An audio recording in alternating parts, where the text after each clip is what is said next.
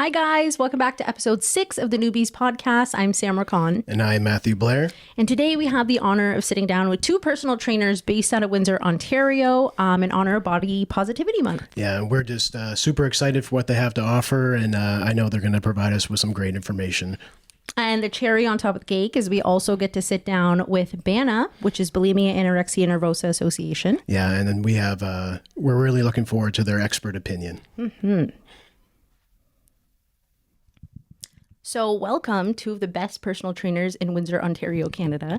This is... Hi, I'm Sam McIntosh. I'm Keen Hernandez.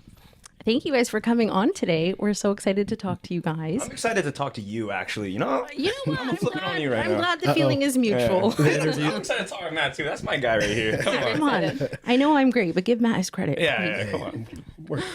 We know where we stand. Since you put the spotlight on me, Keen, I'll put it back on you and I'll ask you my first question. What's good? Which would be, what advice would you give to somebody trying to get into working out who struggles with body image? Well, I would honestly find things that would make it more comfortable in your own sense, right? Like whether it's being like trying to find like a gym environment or people that you feel comfortable with that actually surround a positive or feed a positive influence towards you. I think it'll help in getting that self-image kind of on the other side. Or even if like you don't look at self-image as just self in terms of fitness, because there's a lot of ways where you can get fit, right? It's not how your body look at the end of the day. It's like how your body moves 20, 30, 40 years down the road, right? It's not a marathon. Or it's a marathon, not a sprint, right? So like... We say that a lot here. Yeah. So with that, it's just like it kind of takes the toll off of it a lot faster, to be honest, right? Yeah. That's such a good point. When you have people around you who are like fun and lighthearted and not taking it as like, you know, this big thing, it's easier to kind of take it on as a personal goal. 100%, yeah. Cool. Okay. But like with body image being such a like sensitive topic in today's day and age, like being surrounded by people like yourself who are going to make it comfortable and kind of support them in their journey and kind of be highlighting them and their successes, that's part of personal training as well, as just kind of like the encouragement and constant it's like constant reassurance. Yeah. That's my guy. We're on the same page. We're linked up right now. Hey, so are we. All right. We're better.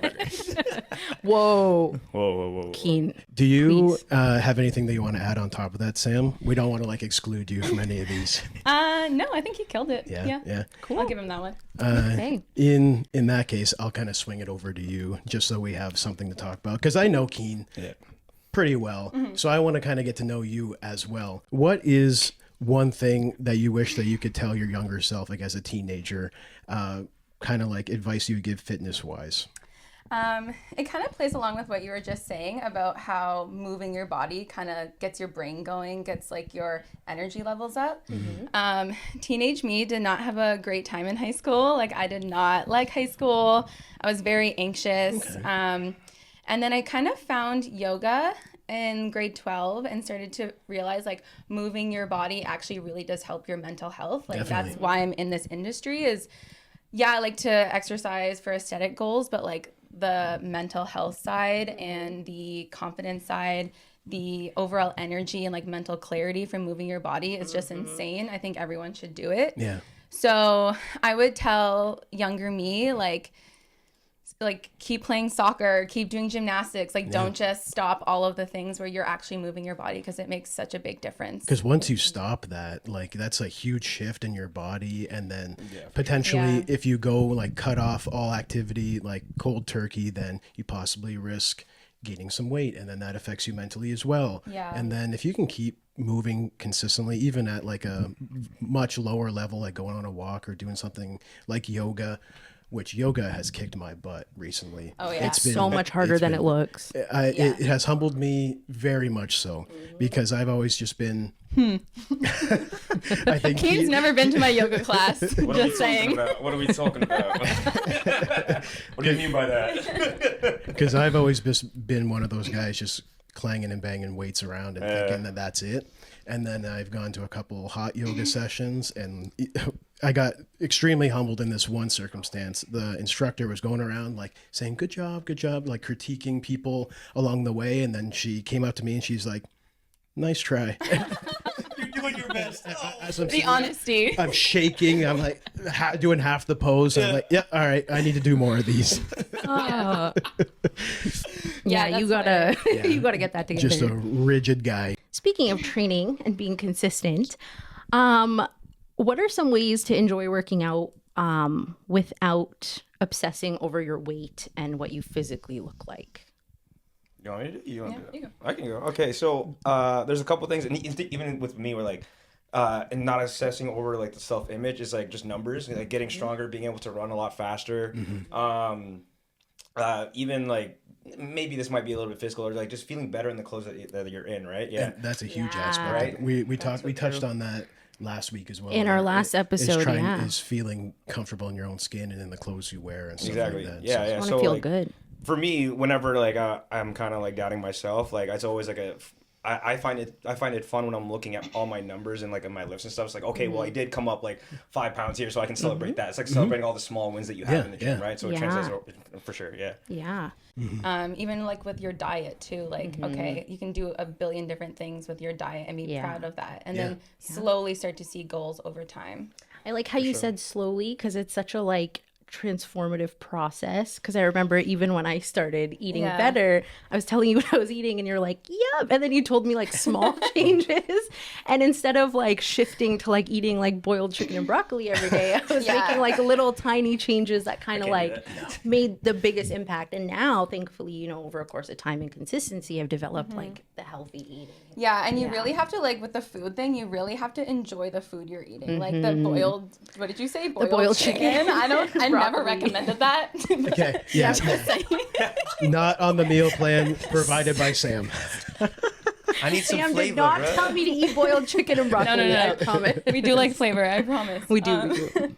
But yeah, so definitely enjoying what you're doing. That really makes a difference too. Yeah. Because it doesn't have to be like super strict, painful all the time. You No, know? yeah, Like, you gotta enjoy life. And like, if Yeah. there's a birthday party on the weekend and your friend has a giant chocolate cake, eat a piece of the chocolate cake. Yeah, and like the just 80-20 enjoy rule. it. Or like a Popeye's chicken sandwich combo. Yeah, here and there. Protein, I'm here for protein. Arguably the best chicken sandwich in the city. So but good. Yeah, In the world. in the world, Keen. I love my Popeyes. Okay, really does. you know what? I won't judge you. I won't judge you like what you like.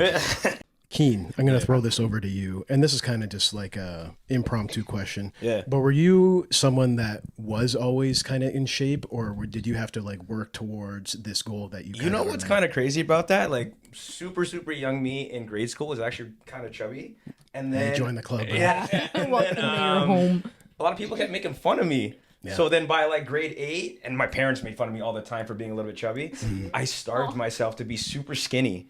And so right before grade 9, I was like 98 pounds soaking wet. But I was always still playing like sports. Like I played a lot of basketball. I had football. I had breakdancing too in high school too. So like underrated workout. Yeah. You might have to bust out a move, Keen. I don't know. I might break my back at this point. Okay, yeah. Let's not break If anything we else. put some cardboard on the ground, I'll spin on my head. for you. Yeah. I have no traction here. I got no hair to get in the way. So But yeah, no, like honestly, but like pretty much after like grade 8, I got really active and it kind of just stuck with it after that. Like That's my first awesome. year of like actually working out was grade 9. So now we want to make it a little fun, and I want to throw some rapid fire questions at you. Yeah, for sure.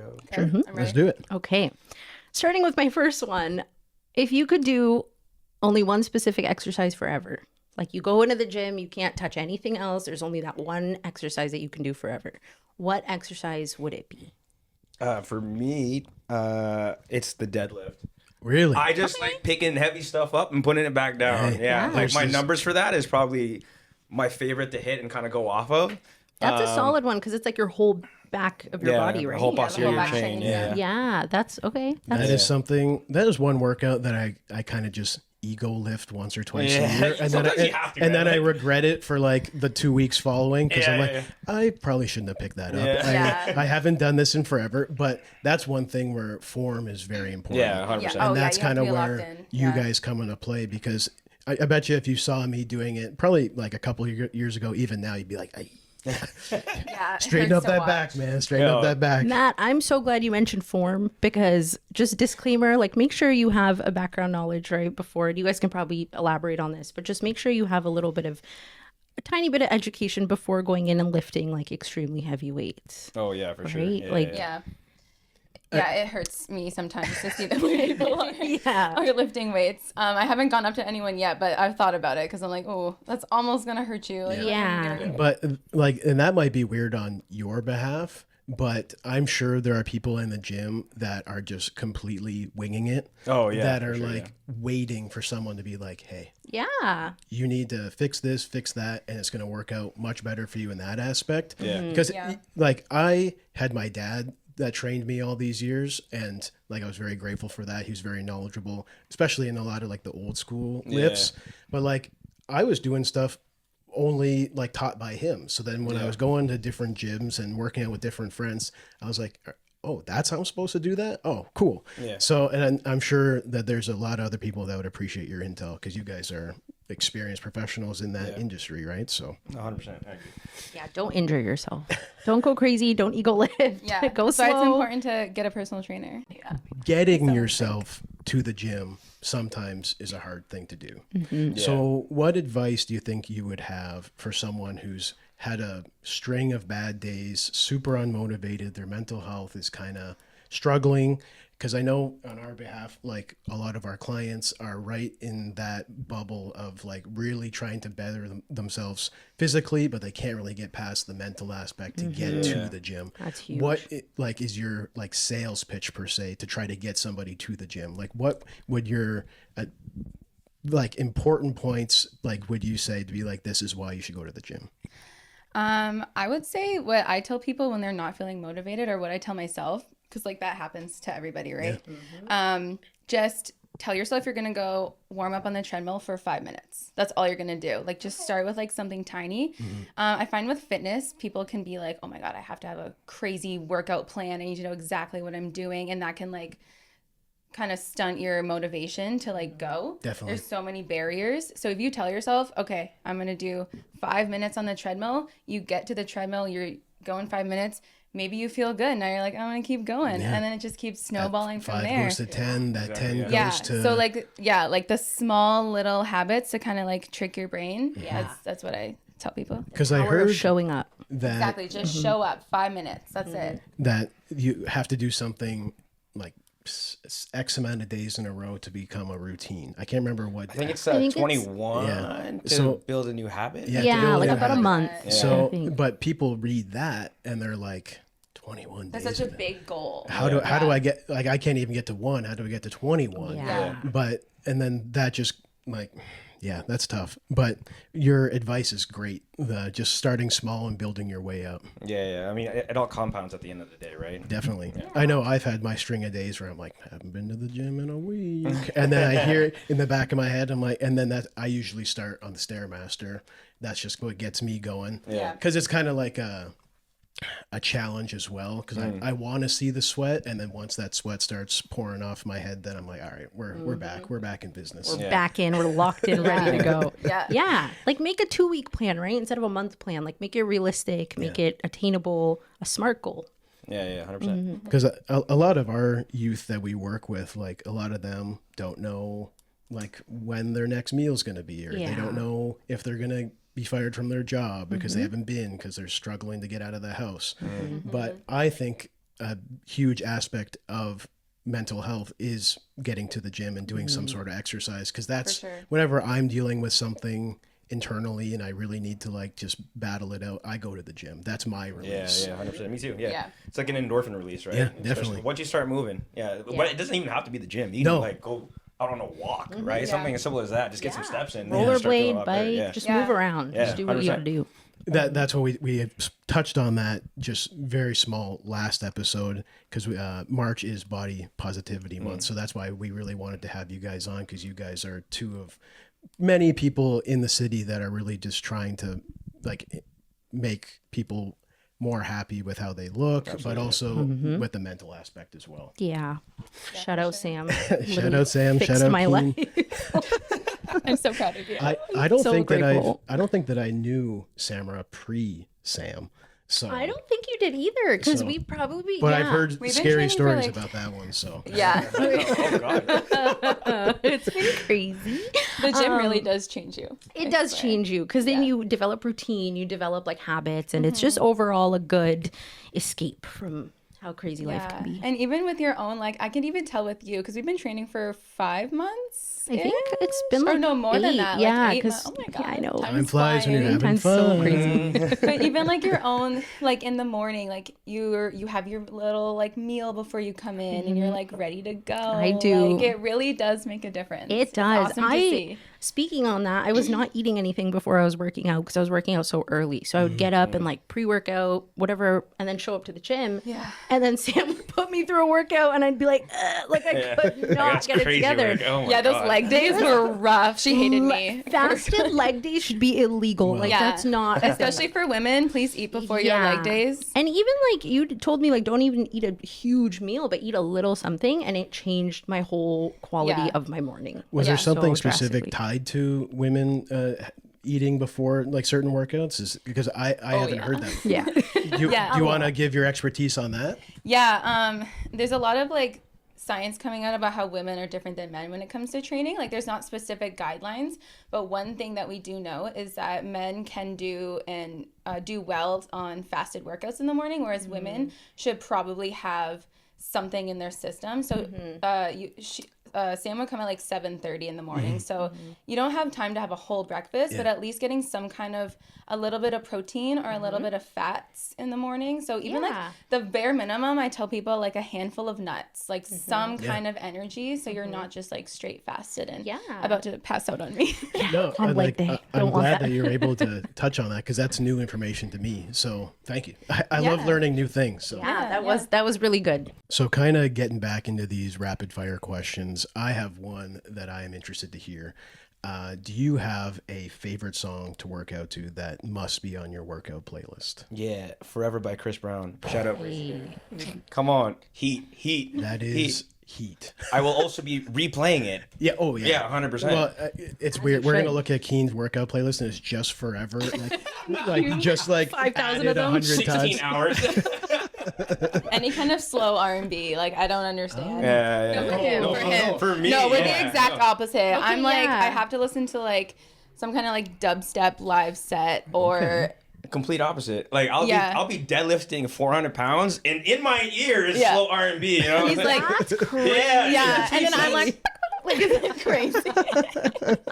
That goes to show that like everyone's different, right? I'm Like, kind of you- interested Yeah. to know if you have a song you gotta listen to. I do.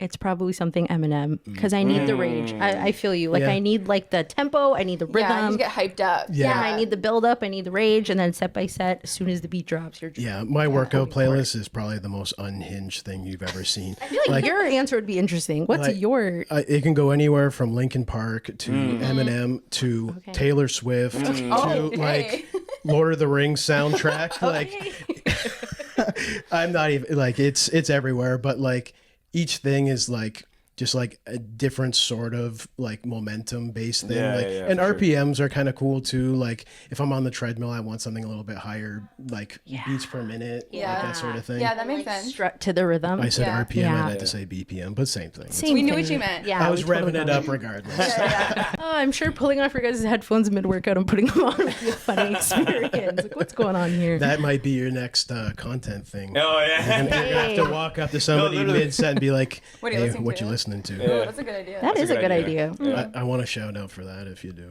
Yeah, shout out out there. Shout out to my boy.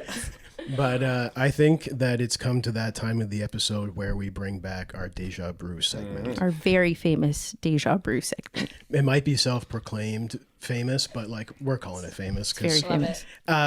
do you want to let them know what the question is? Yeah. So if you guys could have coffee with one person, dead or alive, who would you want to have coffee with? But before you answer, we have to cheers to Deja Brew. Yes, ma'am. So here's our mugs. Cheers. Cheers. Love it. Very cool. And there is liquid in here for anyone wondering. Okay, so back to this question. I think mine would be Gabber Mate. I don't know Okay. if you guys know who that is. He was a physician and now he's kind of more of a therapist. Cool. And I've read a couple of his books and I think he's like super, super interesting. He deals with like childhood like trauma in the body and like the energy that gets stuck in our body and how we can like release that and have that help our mental health. And yeah, I think it'd be super interesting to have a conversation with him. Yeah, I might have Yeah, to he hop sounds into like the a good coffee one. house for that one because I am interested in that too. Yeah, that is super interesting. I think I remember you telling me about him before too. Yeah, I'm obsessed with him right now. Yeah. So I would love to actually meet him. Oh, that's awesome. Keen? Yeah. For me, actually, it'd be Mac Miller. Yeah. Oh, here we R.I.P. go. R.I.P. But Mac Miller, you know the vibes, bro. Come on. I have a tattoo of him on my leg. Yeah, I know. Yeah, no, but literally Mac Miller. that's my Yeah, guy. he the way that his music transformed from like when he first started to like kind of like frat rap and like Yeah. when he kind of get into like the jazz R&B and stuff. He just seems like a chill guy too, right? So Shout out Larry Lovestein. yes, sir. Yeah, but no, I feel like he'd be super cool to talk to. Oh, yeah. That's a good answer. Sorry, I'm going to his coffee house. Yeah, that's fine. I'll come to yours. I'll be there. Thanks, Sam. You're welcome. Team Sam. Team Sam forever. Well, on that note, thank you guys so much for being here today. I'm sure Matt and I learned a lot about health and wellness, and it's perfect for Body Positivity Month. So we really appreciate you guys being here. Yeah, no, for sure. Thank you for having us. Yeah, thanks for having us. Yeah, This was no fun. problem. Yeah, that was awesome. I got to reconnect with my boy Keen, Yeah, but then I that's also got to learn a lot about you, Sam, and it's just nice finally getting to meet you Yeah. and seeing the relationship that you guys have developed over like at the gym and Yeah. physical activity and that stuff. So that's awesome. Yeah, Sam's been a huge part of my fitness journey, and we're so grateful. 1320 Tecumseh Roadies. And on that note, thanks for joining. Bye. Well, speaking about experts, guys, Matt and I wanted to introduce a new segment called Expert Opinions. Today, we have the honor of hearing from Sarah Dalrymple, who's currently working for BANA, like we mentioned earlier. So welcome, Sarah. Hi, thank you for having me. Ah, no problem. Thanks for giving us the time. Absolutely, absolutely. So, Sarah, do you want to let the people and the listeners know kind of a little bit about you? Absolutely. So, you guys said my name's Sarah. I am a registered social worker with the College of Social Workers and Social Service Workers. And I've been working with BANA, specializing in the treatment of eating disorders for the last 7 years, so since 2018. Prior to BANA, I was at internships at agencies like CMHA or Sandwich Community Health Center, mental health. So mental health has kind of always been the field of social work that I've practiced within. And it was over the last 7 years that I've kind of stumbled into the eating disorder field, found my passion, and really kind of dug my feet in.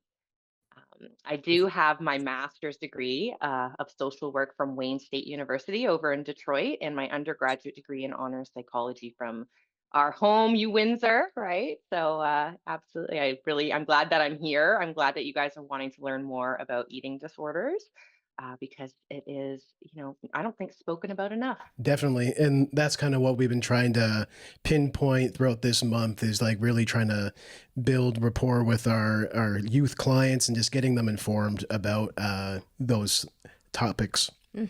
So important. So we're going to kind of jump right into the questions here, Sarah, and we're really excited to hear your replies for these. So first things first, in your opinion, what are some common misconceptions or stigma surrounding eating disorders? Okay, well, there's quite a few. Yeah, I'm sure you could list off quite a bit. Absolutely. So I think one of the biggest things that stands out to me is that kind of there's this narrative around eating disorders that they're really not a big deal. They're not really a big societal problem. They don't affect a lot of folks. When, I think we have quite a bit of data that argues the opposite.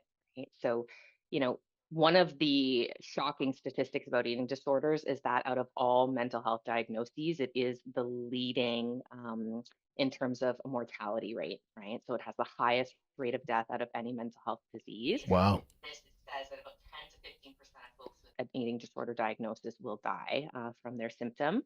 Now, for folks with chronic anorexia nervosa, that rate has kind of been argued to be a bit higher. About 20% of folks from that disorder will die from their eating disorder. Now, Stats Canada talks a little bit about, just to kind of put this into perspective for adolescents and youth. Stats Canada speaks that about 412 youth adolescents are diagnosed with childhood cancer a year and 74 die. But in the field of eating disorders, over 100,000 are diagnosed per year, and tens of thousands will succumb to their eating disorder. Wow. Now, ages 15 to 24 females, their rate of mortality from anorexia nervosa is 12 times higher than all other causes of death for this age group combined. And this was from the Canadian Eating Disorder Strategy in 2019. Wow.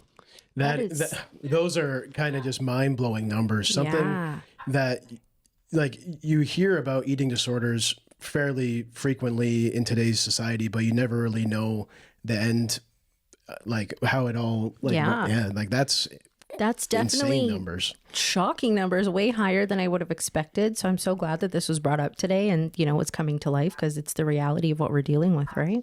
What are some common signs to look out for, in our own communities that could kind of indicate that there might be a possible problem of an eating disorder that we're dealing with here? Absolutely. Well, I thought, maybe starting with physical signs. There are physical, social, personality like signs. So physically, kind of quickly, some of what you might want to be, observant of is sudden changes of weight, right? Whether that is loss or gain, but I think more concerning, quick loss. If someone's cold all the time, or maybe they start developing like thin kind of white hair along their body, we call that lanugo, and it's the body's attempt to try to, keep itself warm. Missed periods, loss of a period, or irregular periods is very common in eating disorders. Digestive issues is quite common as well. So, cramping, bloating, bowel movements, oddities. Sometimes you notice cheek swelling, specifically for folks who might be engaging in purging, as well as marks on the knuckles. Um, yeah, absolutely. From, self-induced. Weakness, fainting, dizziness, and lack of energy is quite common as well. Some people will describe like a brain fog, tingling, numbness. Thinning hair or hair loss is also quite common, especially for folks with restriction or diet histories. The hairline starts to recede a little bit. Dry and brittle hair, nails, skin from dehydration. Enamel damage or dental, deterioration can also occur.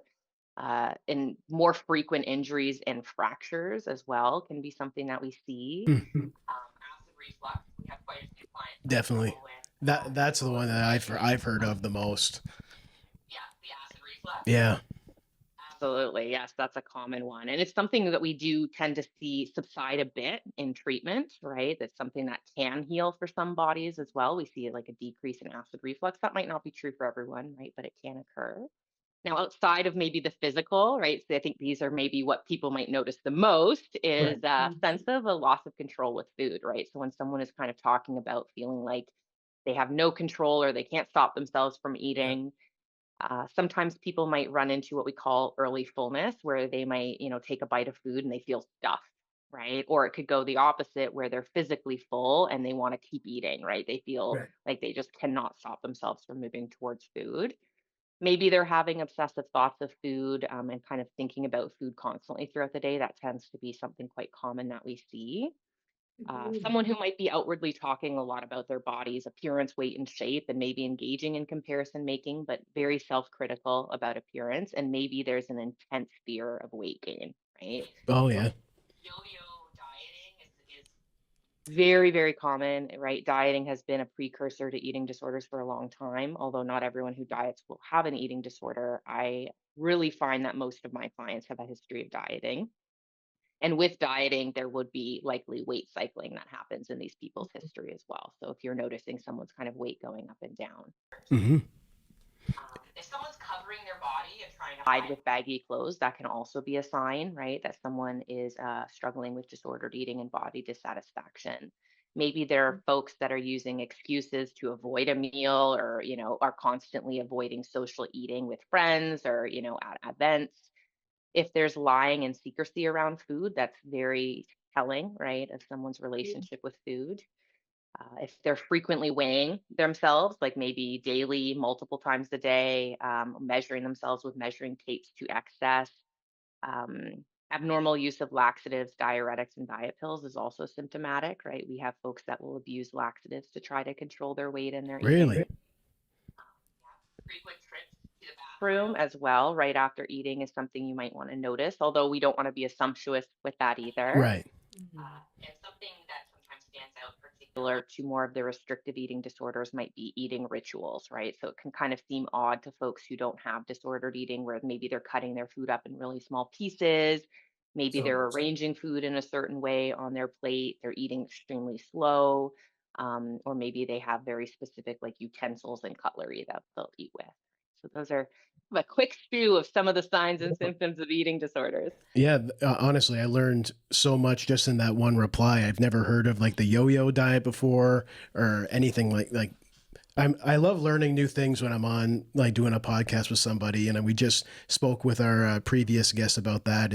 That's kind of the cool thing that we get to do, is we get to learn as well as the viewers and the listeners. So Yeah. that's awesome. Absolutely. And there were actually, I know that, you said that you had a little bit of time. There's a lot of misconceptions in eating disorders still as well that I didn't get a chance to speak to, that I was wondering if you guys had a little space for that too. Yeah, to kind by of all bring us back means. to that previous question. No, Yeah. no. These ones are a bit quicker. Yeah.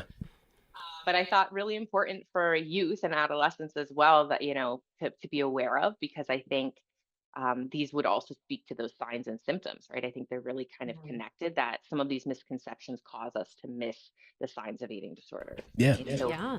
one being, that a lot of folks think eating disorders are dominantly thin, right? Or underweight. And in fact, that's not the case at all. And that's probably more uncommon. Majority of folks with an eating disorder are average or above average weight. Yeah. There's no look, right?